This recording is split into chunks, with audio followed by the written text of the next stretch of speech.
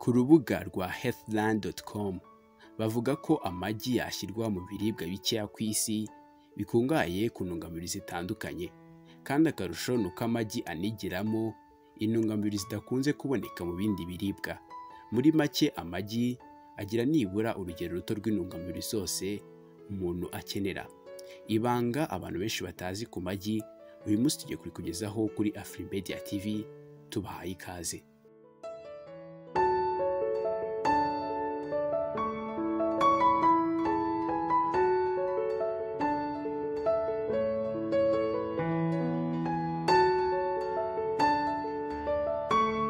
Amagi akungahaye cyane ku byitwa omega 3 na oleic acid, akagira na vitamine A ndetse na vitamine E kandi ku rugero runini. Amagi agira ibinure byinshi, ariko ibyo binure byo mu magi ntacyo bibangamira mu itembera ry'amaraso mu mubiri w'umuntu. Amagi yongera ibinure byiza bikenerwa mu mubiri w'umuntu, ibizwi nka good cholesterol, kandi abantu bafite ibinure byiza bihagije mu mubiri bibagabanyiriza ibyago byo kurwara indwara z'umutima zimwe na zimwe ndetse no guturika kw'imitsi yo mu mutwe. Ku rubuga rwa byalum.com bavuga ko amagi akungahaye cyane kuri za proteine umuntu akeneye, akanigiramo ibyitwa acide amine zifasha mu mikorere myiza y'umubiri w'umuntu.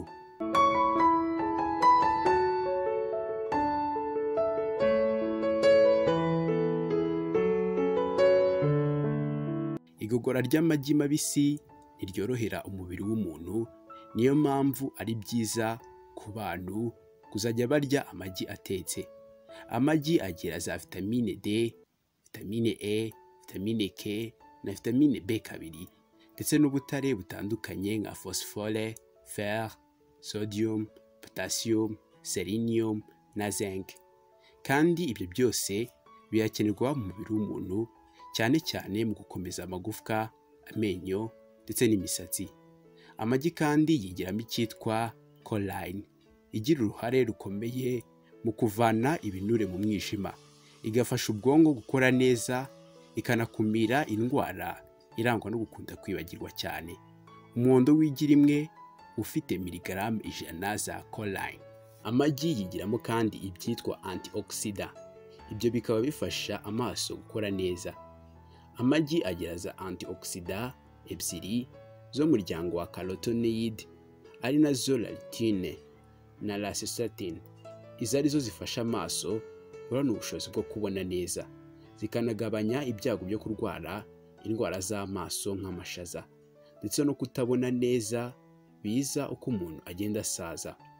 Amagi atuma umuntu yumva yijuse, ku buryo uyariye mu gihe ufata ifunguro rye rya mu gitondo bituma yirirwa ameze neza, atumva ashonje cyane. Abongereza bo ngo bamenye iryo banga kera, ku buryo amagi atajya abura ku ifunguro ryabo rya mu gitondo, ibizwi nka breakfast.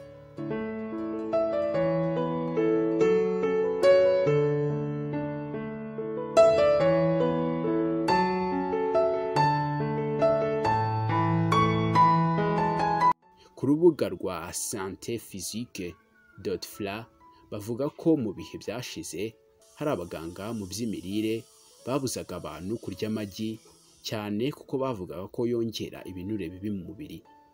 Ariko nyuma y'ubushakashatsi butandukanye byaje kugaragara ko amagi afite akamaro ku buzima bw'abantu ahubwo.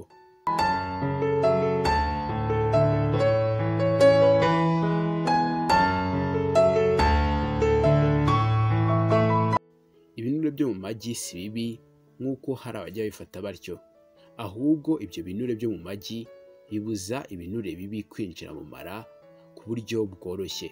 Kurya igi rimwe ku munsi byafasha umuntu wifuza kugabanya ibiro, kuko rituma umuntu yumva asa n'uwijuse, bityo bikamurinda kurya kenshi, ibyo bigatuma ibinure bigabanuka.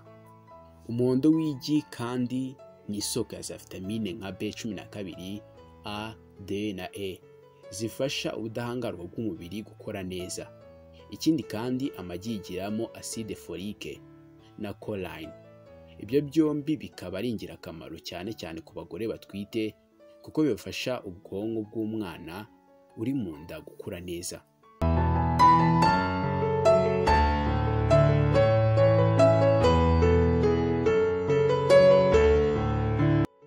Kurya igi rimwe bizanira umuntu garama 7 za proteine zigize 10% ya proteine umuntu akeneye ku munsi. Guha abana amagi bibafasha mu mikurire myiza yabo, bigatuma bagira imikaya ikura uko bikwiriye, bakagira amagufa akomeye ndetse n'izindi ngingo zigakura neza. Ibyo byiza byo kurya amagi byizwe kandi binemezwa n'impuguke mu bya siyanse zikorera ishami ry'umuryango w'abibumbye ryita ku buzima bw'ibiribwa FAO. Ibyo bivuze ko nta rundi rwitwazo rwo kubuza abantu kurya amagi kandi yifitemo intungamubiri zikenerwa mu buzima. Turabashimiye mwese mwadukurikirana kuri AFRIMEDIA TV. Kora subscribe maze nawe tujye tubana. Usangiza igitekerezo cyawe hasi muri comment. Turabashimiye cyane.